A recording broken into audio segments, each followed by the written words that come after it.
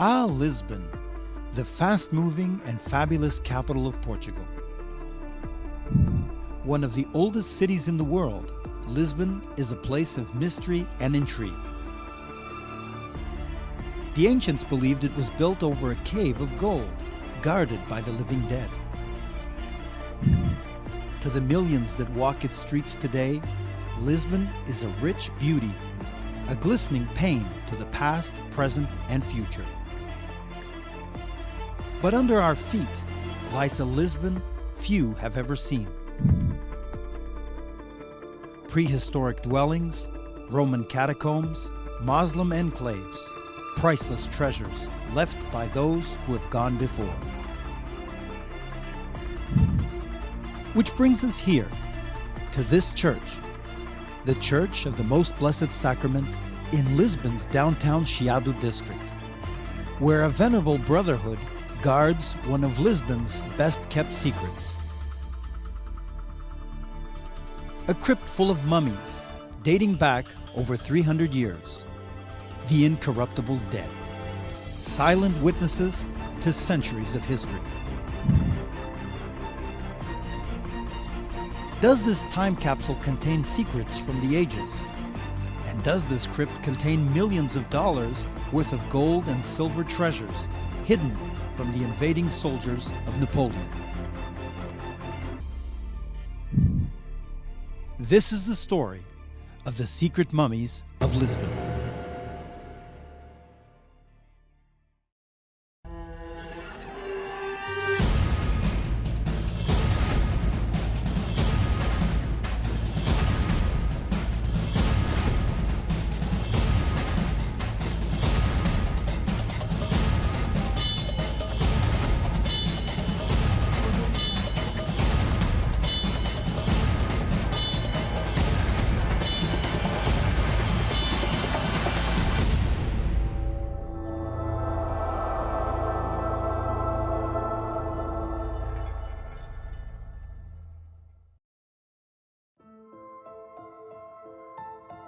For decades I have studied incorruption and the legends and phenomena associated with the cult of the so-called living dead.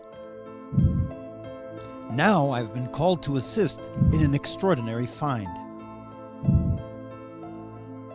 For centuries, the Sacramento Church of Lisbon has been the subject of disturbing urban legends.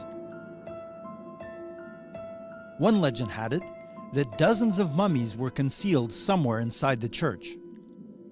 Bodies that were presumed incorrupt, but that were not wrapped like Egyptian mummies. No, they were rumored to be miraculously mummified. But in fact, they were probably preserved through the process of natural mummification. There was just one problem. No living person could recall having ever seen these mummies. Yet still the rumors persisted. There were also rumors that large amounts of gold and silver had been stashed away among the bodies or even in the walls of the church to keep it from falling into the hands of invading armies.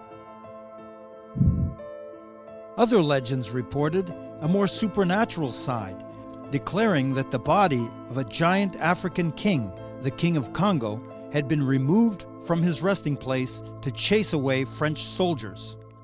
Soldiers who attempted to steal the treasures that the church had hidden. But there was one problem.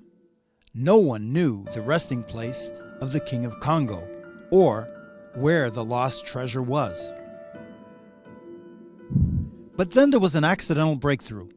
In 1984, an electrician running wiring underneath the floorboards of the church discovered a door. The parish priest was called, and the door was opened. What they found stunned them. My former archaeology professor, Humberto Nuno de Oliveira, was among the first on the scene.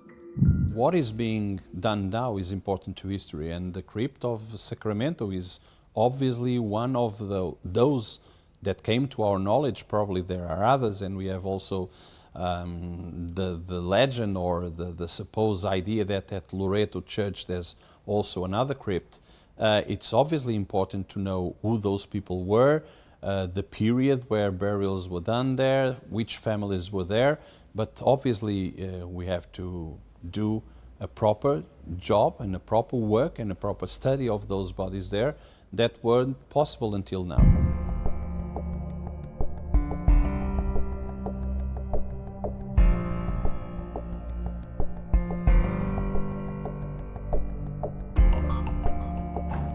Twice, teams that had been hired to carry out the investigation were brought to a complete halt by strange occurrences. Many of the crew were afflicted with mysterious rashes and fevers.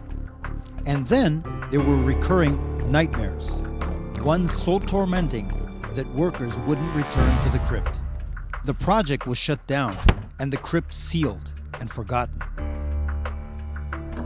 10 years later, when it was again accidentally rediscovered, a new assessment was made. But this intervention lasted only for a short time. In the midst of these excavations, the head archaeologist declared that he had found the body of the king of the Congo. But the next day, the parish priest was dead. He had died of natural causes.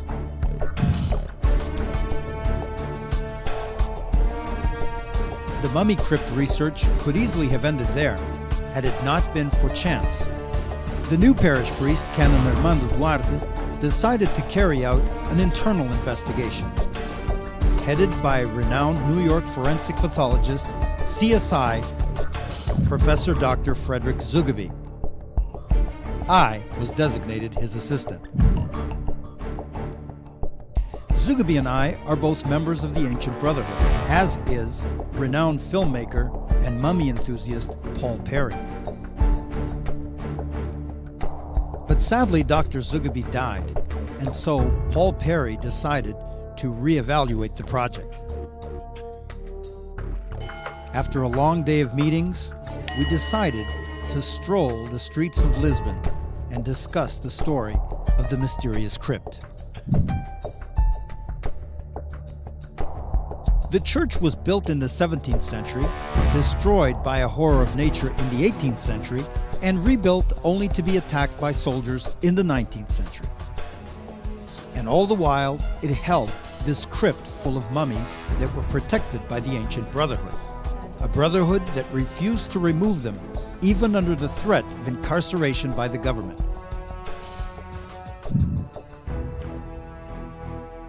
In 1834, following a law of separation of church and state, all burials in church crypts and private chapels were prohibited. They were emptied of all human remains, and these were buried in public cemeteries. Most of the crypts were then filled in with dirt or used for storage. But some crypts, however, like the one in the nearby Basilica of Our Lady of the Martyrs, were simply converted into shops. Believe it or not, the former crypt in the Basilica of the Martyrs is today a yogurt shop.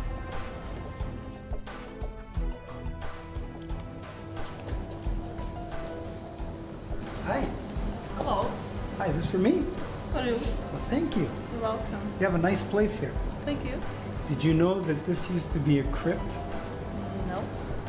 Yes, it was a crypt until 1834, and hundreds of bodies were rotting here for centuries. What do you think of that? No. And don't sleeping tonight? Only some remains belonging to historic figures or special benefactors were salvaged and allowed to remain in the basilica. So how did the mummies in the Sacramento crypt escape this fate? Well, the entrance was sealed off and hidden underneath the floorboards.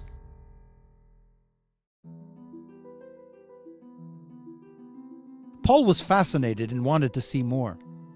So the next day, we went in to see Canon Armando Duarte, the judge of the Royal Brotherhood. Soon things took on a life of their own.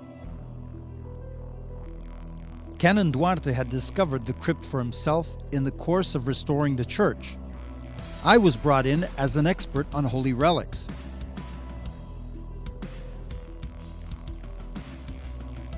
The new intervention was to be supervised by another member of the Brotherhood, medical doctor and surgeon José Antônio da Cunha Coutinho.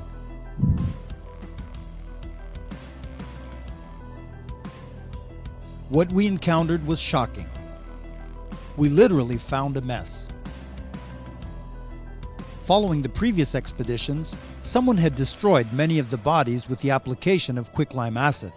No one had any idea why someone had tried to destroy these mummies. Was it to have them removed from the church? Or was this a sacrilegious profanation brought about by superstitious beliefs, as I had encountered in many previous places? But what we initially saw in this quick examination made us think that the entire cache of mummies were partially destroyed. But Paul Perry saw it differently. It was certain that the crypt had been trashed by someone. But if several of the mummies were destroyed, then perhaps that meant that several were not. And if that was the case, there was still information to be gathered. Just going into this crypt was like going back in time in a time machine. We could see with our own eyes the people and clothing that walked the streets of Lisbon hundreds of years ago. And Canon Duarte wanted to let the curious explorers into the mummy crypt. He was proud of the crypt, and perhaps this new team could help him with a project of his own. As Canon Duarte pulled back the carpet to expose the crypt door, Paul Perry turned on his iPhone video and recorded his first descent into the crypt. Questions filled Paul's head as he filmed the macabre scene. Before long, he was hooked.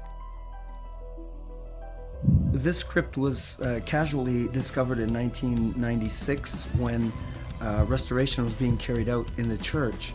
And since then, City Hall of Lisbon has provided a fund for the conservation of these almost 80 remains that are down here. When the brief but poignant visit was ended, Paul proposed that a filming and excavation team be put together to do what no other team had been able to do before: unravel the mysteries of the mummy crypt. Discover the past with exclusive ancient history documentaries and ad-free podcasts presented by world-renowned historians from History Hit. Watch them on your smart TV or on the go with your mobile device. Download the app now to explore everything from the wonders of Pompeii to the rebellion of Boudica and the mysteries of prehistoric Scotland. Immerse yourself in the captivating stories of this remarkable era by signing up via the link in the description. The year was 1685, and the Count of Valadares was about to save his country, or so he thought, from a terrible curse. For nearly 5 decades, the noblemen of Portugal had been building churches to counteract the curse that they believed had been put on them by Simão Pires de Solis, a Portuguese Jew accused of sacrilegiously stealing 33 hosts and stomping on them in the dirt in a vacant lot. Word of this desecration quickly swept the country and all of Europe. Solis was brought to court and quickly convicted of committing a direct physical attack on Jesus Christ. At the gallows, he insisted he was not guilty. Then, with clear eyes and anger in his voice, he asked God to punish the people of Lisbon for their cruel injustice. And he may have been right. On his deathbed, the judge on the case confessed that the condemnation of Solis had been forced on him by a powerful and unnamed nobleman who wanted to slander the Jews in general. The unjust execution of Solis gave the king concern that a curse may befall his kingdom. To avoid that, he ordered public acts of reparation to avoid God's retribution. Some people gave food and alms to the poor. Others, the wealthier members of society, gave far more. The act of reparation chosen by the Count of Valadares was to erect a magnificent church dedicated to the Most Blessed Sacrament.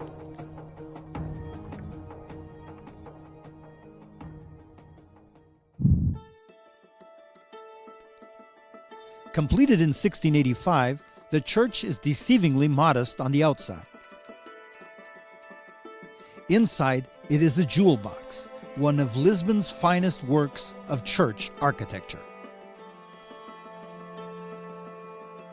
It is an artistic masterpiece, one that contains some of the finest murals, paintings, and statuary in all of Lisbon, all of which was built to create a heavenly realm, one that lies above the crypt where the Valadares family was destined to be buried.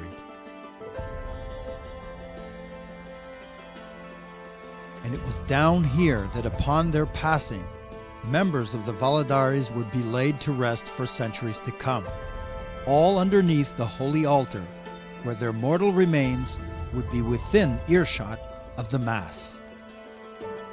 They would be united together in expectation of the resurrection of the dead at the end of the world. Actually, only one member of the Valadares family was proven to have been buried in the crypt before 1755, namely Don Álvaro de Noronha Abranches, 5th Count of Valadares and perpetual judge of the Brotherhood. He died on May 27, 1752. All other members of the Valadares family were buried in their chapel in the Carmel Monastery next to their palace. No records exist to account for the other bodies buried in the crypt before the earthquake. Before going into the crypt, Paul decided to explore the church above ground. And as we did, we made a series of discoveries in and around the altar that added to the glory and mystery of this church. It was easy to go back in time and imagine what it was like when the church and the crypt beneath it was guarded by the Royal Brotherhood of the Most Blessed Sacrament, an organization specifically founded to give honor and protection to Christ in the Blessed Sacrament. Count Valadares built the church for many reasons, and some personal. For example, the secret crypt was built especially for the Valadares family, so that they could rest together in anticipation of the resurrection. But the spoken reason he built the church was for a show of force and devotion against those who might profane the Most Holy Eucharist, as had been done 10 years before by Solis, or by someone else who did not believe that the Eucharist was truly the body, blood, soul, and divinity of the God-man Jesus Christ. In essence, it was the Brotherhood's duty to create a show of devotion and of force in the name of Christ. And the Sacramental Church was to be their holy fortress.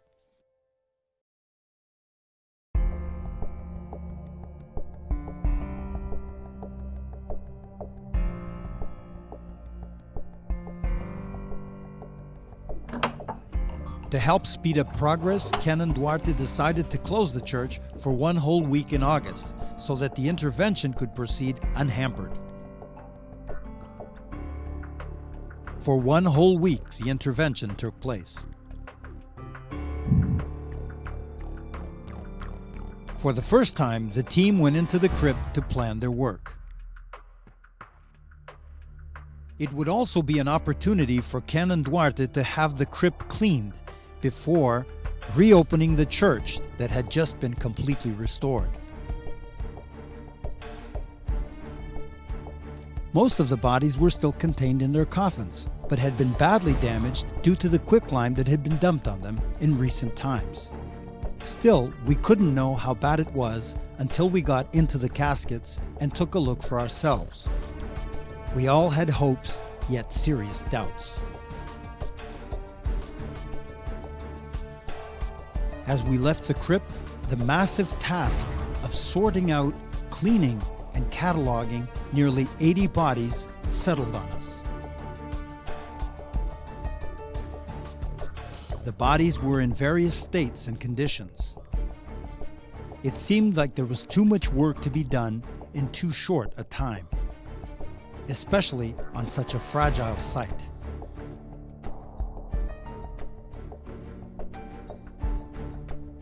It was our task now to identify all of these bodies in the crypt, separating the Valladares family from the members of the Brotherhood and the priests who were laid down below.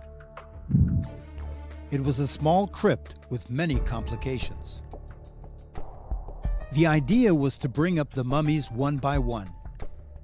That would allow them to be identified, for information to be gathered, DNA samples retrieved, so as to at least identify the Valladares family members in a lab at a later date. Some contained several skeletons, so many in fact that they spilled onto the ground. Then there were other features that demanded greater exploration. And remember, it was the Solis curse, the man falsely accused of attacking the body of Christ by sacrilegiously profaning the Holy Eucharist, that led to the building of the sacramental church in the first place. And for a decade, the church didn't let the citizens of Lisbon forget that some kind of divine chastisement was well overdue.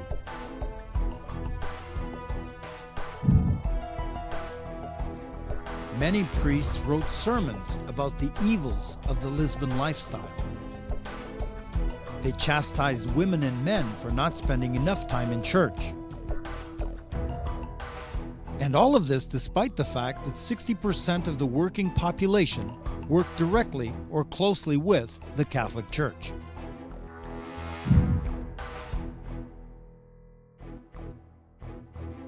But it was the way things happened on November 1st, 1755, the Feast of All Saints, that left many people thinking that these doomsday prophecies just might come true.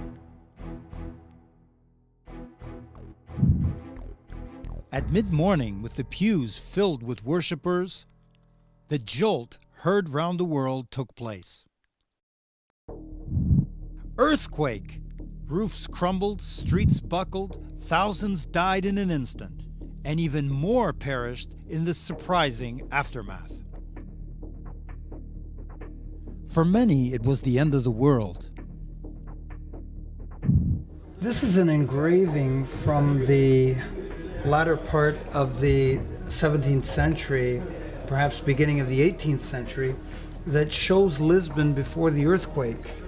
The earthquake, tsunami, and fire of November 1st of 1755 hit Lisbon really hard, but the Sacramento area here that you see, the parish, was really hard hit, and of the 3,000 people that lived here, only very few survived, and the many homes here, perhaps only a fraction of them were still left standing or partially standing.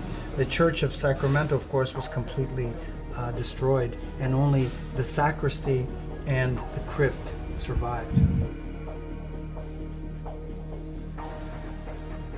In the days leading up to the earthquake, there were warnings. Unfortunately, however, they only had meaning to the beholder after the horrible incident took place. The Consul of Hamburg, for example, Mr. Stokerler, wrote later that dense fog suddenly arose from the sea, and he heard the sea rise with a prodigious roar.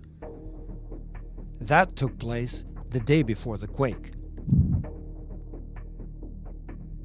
At about the same time, a fountain in the village of Colares almost ran dry.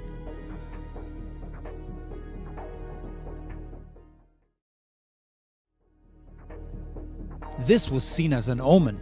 Fishermen on the coast pulled their boats higher on the shore because that evening the tide was 2 hours late. They suspected something bad would occur. A Lisbon physician named João Barbosa thought the atmosphere that afternoon had the appearance of clouds and notable obfuscation. For several days before the quake, farmers reported that their animals were tense and agitated. But the people who experienced these events didn't connect them to the quake until after it had happened. By then, these were warnings that had not been understood. The next day, Paul met with Isabel Cabral, a member of the Public Monuments Board, who took him to the viewpoint overlooking the area directly affected by the quake. It was here that she explained the new Lisbon. So we're looking out over Lisbon right now, and I'm really curious to know what this place looked like the day after the earthquake and the tsunami in 1755. Ruins, only you should see ruins, because in the fire, the day after the earthquake, fire, because during 6 days, almost several historians and others say 5 days, firing, all the city was in fire. During all the days, every build was survived to the earthquake, finished with the fire. Why? What were the fires about?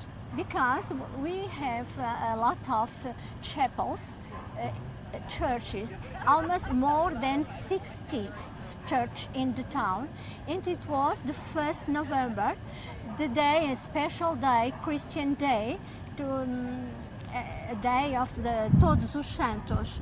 And in this day, all the altars have lights and candles.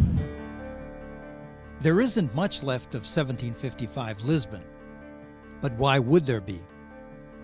The quake was the greatest seismic event recorded in Western Europe. Not only did it rank as high as 9 on the Richter scale, it lasted as long as 10 minutes. Little survives from the period before the Great Quake. But what then happened to the Sacramental Church and to the dead who had been interred in the crypt? We decided to take these questions to Professor Nuno Oliveira. All the churches have a potential of richness, no? Because church things, church vests, and everything on a church could be profitable if you sell them or if you loot it. So obviously churches and also palaces and rich houses that were destroyed by the earthquake in Lisbon were a possibility of get their hand to rich things. It is probably the last big crypt in Lisbon, with hundreds of mummies that are eagerly wanting to tell us their mysteries and their history, and also part of the histories and mysteries of Lisbon.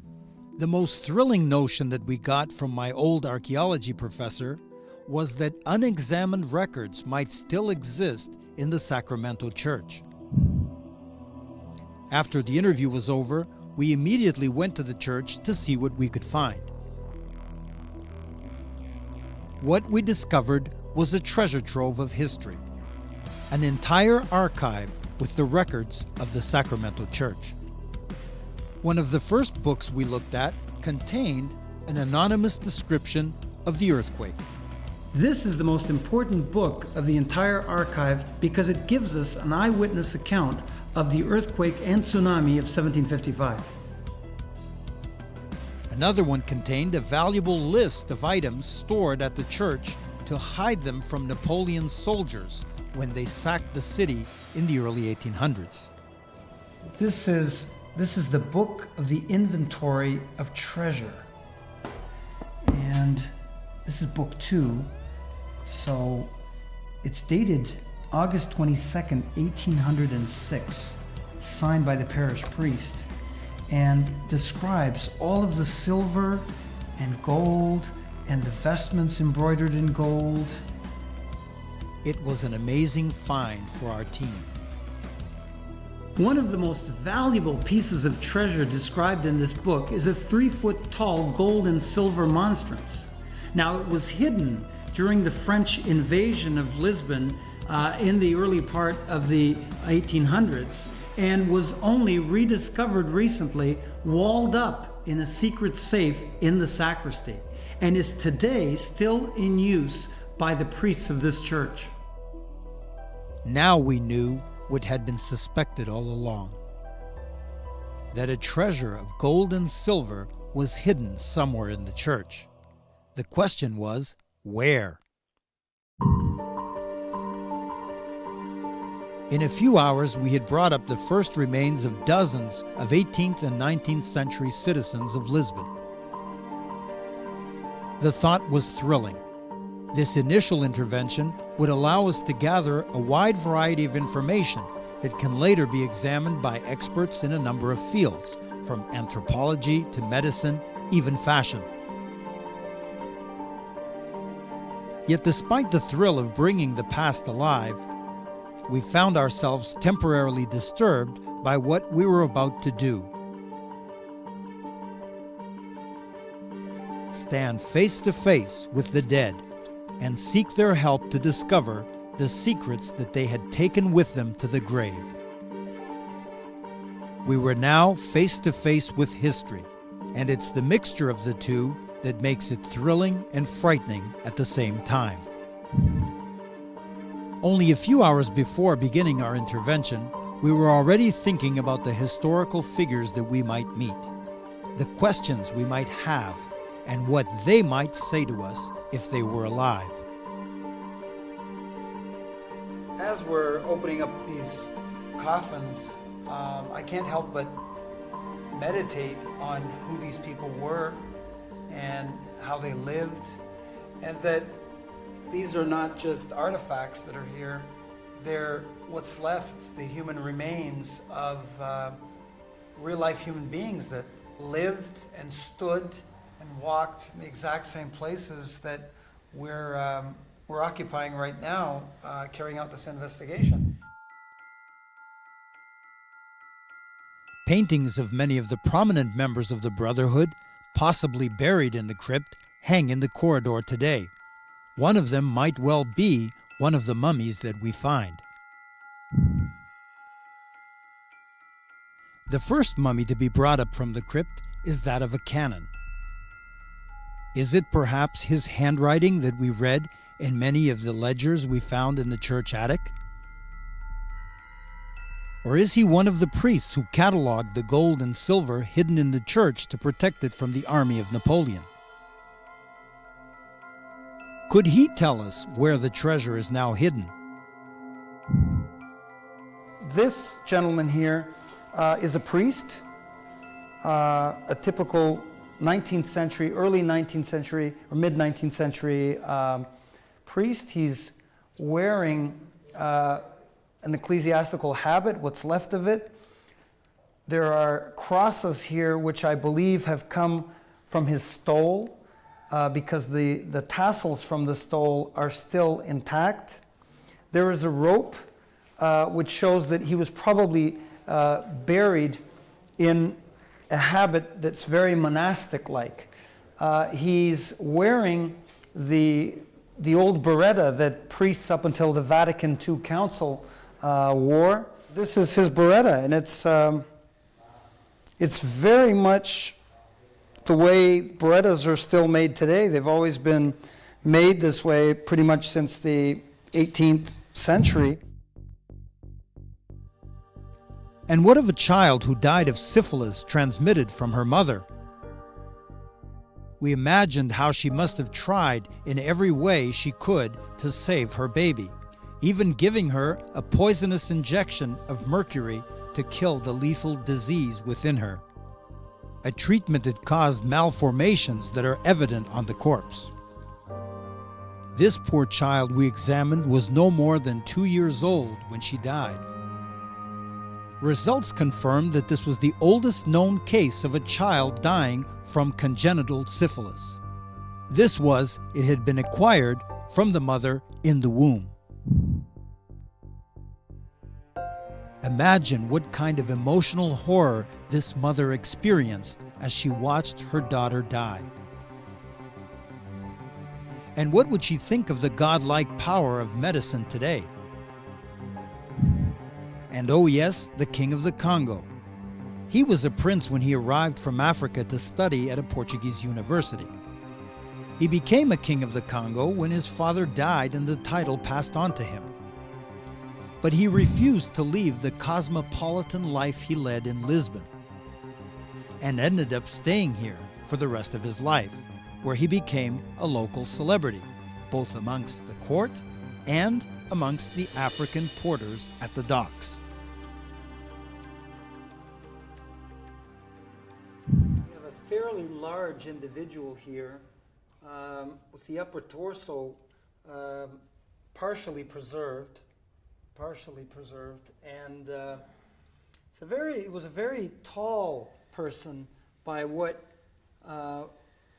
is left of the femur bones, and the foot is quite well preserved, as are the hands and even the nails. The head, at first glance, has an almost African look to it. It's hard to believe that before the 18th century, when everyone got buried in churches, Africans and Asians living in Europe got buried in mass graves, pits in the center of town known as Negro wells.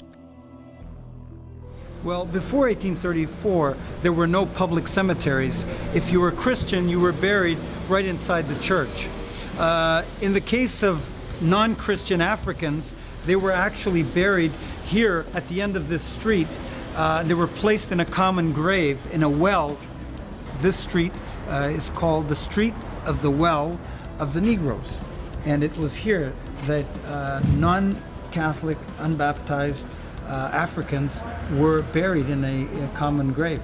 So a lot of the people that wanted Christian burial joined one of the brotherhoods of the city so that they could be buried inside the church. And this explains another macabre discovery: a dozen skulls that were tied to the interior sides of the coffin of the Congo king sometime in the 19th century. Together with the incorrupt body, they had served as a horrific prop to scare away the French soldiers. For the time being, the DNA tests are on hold for lack of samples from living relatives for comparison. So how can we know who these mummies were? Well, amidst the valuable church records kept after the earthquake in 1755, we discovered a burial register, so that at least the dead buried here are no longer anonymous. And what of the extra skulls discovered tied to the coffin boards of the alleged Congo king? They are probably what remains of the older burials in the crypt before the earthquake. They are what remains of the Valladares family. These bodies were looted and hacked to pieces by robbers in the days following the fires that ravaged Lisbon. And this, according to the eyewitness account of the aftermath written by a parish priest in 1760. And oh yes, the King of the Congo. When he died, his real legacy began. As a member of the Sacramento Brotherhood, he was allowed to be buried in the church crypt.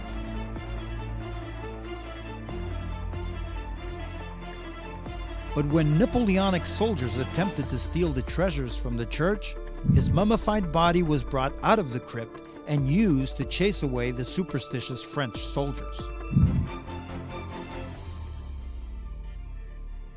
Frightened by the exotic mummy, they never returned to the church or district again. And the Congo king, well, he became an urban legend.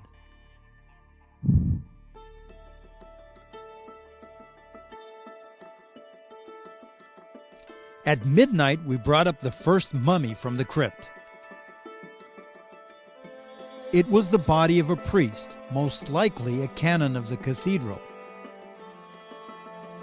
Perhaps it was the renowned Dr. João Moura, beloved parish priest and Monsignor of the Patriarchal Palace.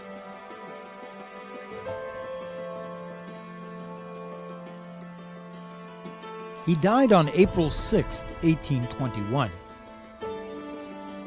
The unidentified portrait found in the hallway leading into the church could well be this man. Being perhaps the most revered member of the clergy to have served here, we decided to bring the painting into the room where the body was laid out. It was a reminder of what he perhaps looked like when he was alive. Bringing the painting and the body together was very disturbing for many members of the team, and especially for Paul. As we looked at this mummified body before us, Paul was reminded of a quote from, of all people, rock singer David Bowie, who said, "Confront a corpse at least once. The absolute absence of life is the most disturbing and challenging confrontations you will ever have." And I guess we could say we were being challenged by what we saw. Look at his hand. Very well preserved. Look at the hand. I'll bet you anything his feet are also perfectly preserved. There we go. He's wearing socks. Somebody stole his shoes. Okay, this foot is all broken up, so we'll leave it. One foot's intact and one foot isn't. But soon the three of us found ourselves fascinated by the glimpse into the past brought to us by this exceptional mummy. In the end, this first mummy revealed much about the era in which he lived, his age, his health, and the social status he had enjoyed in life.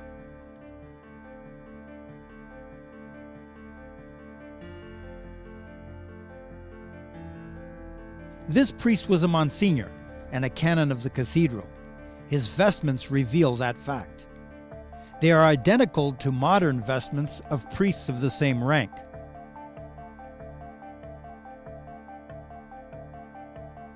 Even after 200 years in the crypt, they would look like new if they were dry cleaned. When toxology reports came back, it showed that he was not injected with mercury, a common chemical used to embalm bodies. Instead, the examination revealed that he had been disemboweled. This allows for decomposition to slow down, and after that, natural mummification can occur.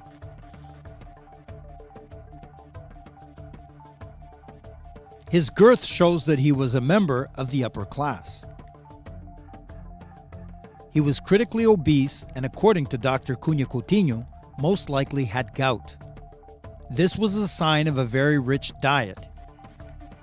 Apparently, he lived well despite the constant civil uprisings that took place during his life between 1804 and 1830. It seems that he was obese, wasn't he? Yeah, he's 1.70 m exactly. He's one, yeah. Doctor estimates he's about 1.70 m in height, and he is, in fact, we verified that, he is. So these folds here sort of show that he put on a lot of weight, didn't he? He was a heavy set man. So it appears to be the same man depicted in the portrait.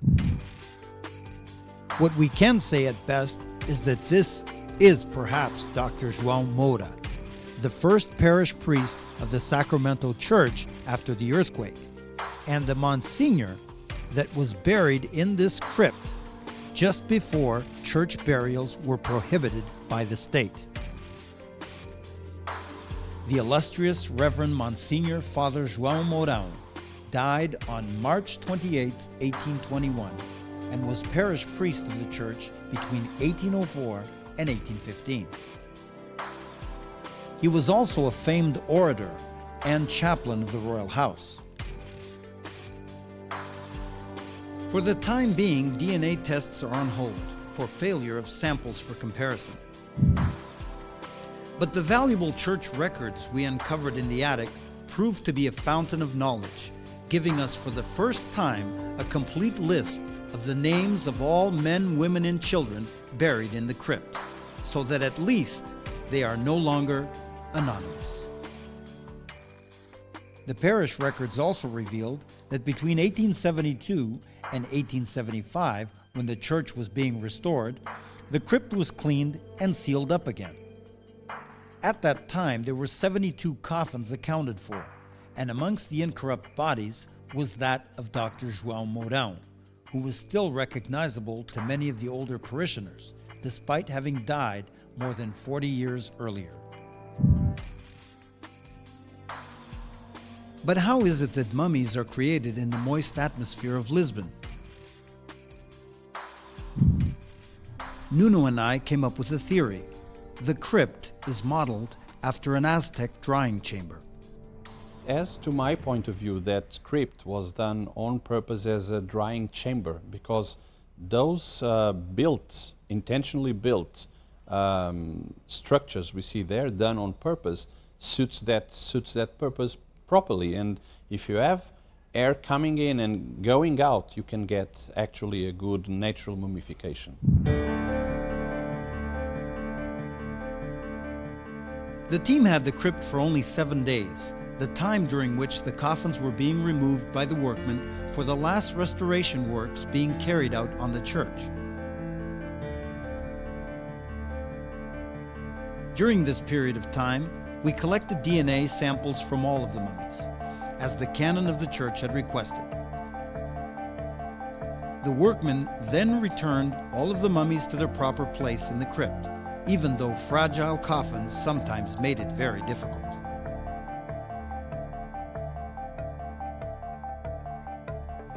In the end, the crypt was cleaned and samples collected from all of the mummies for future study of their DNA.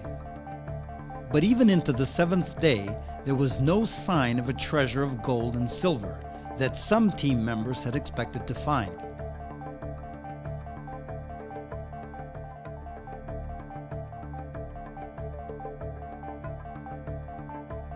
Then, late on the last day of the intervention, there's a possible break, as a workman finds an unexplored tunnel at the top of an arch. I was thrilled. We have a new discovery, folks, that may change our perspective on this.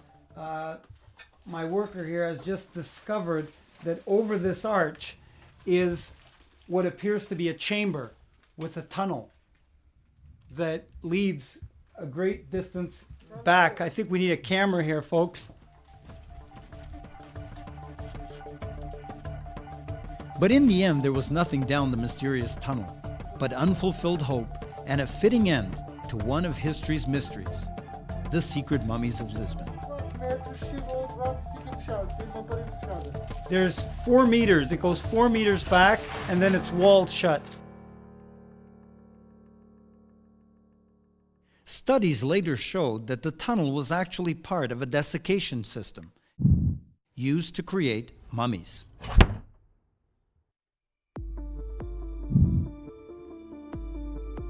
But is the King of Congo really down there? And will we ever know the truth about the curse of the Sacramental Crypt? Those who came here before us allegedly experienced unexpected illnesses and even some madness. Will the same fate befall us? Is there truly a curse for those who open this storehouse of the dead? Or is this just popular superstition to keep us on the edge of our wits? All remains to be seen.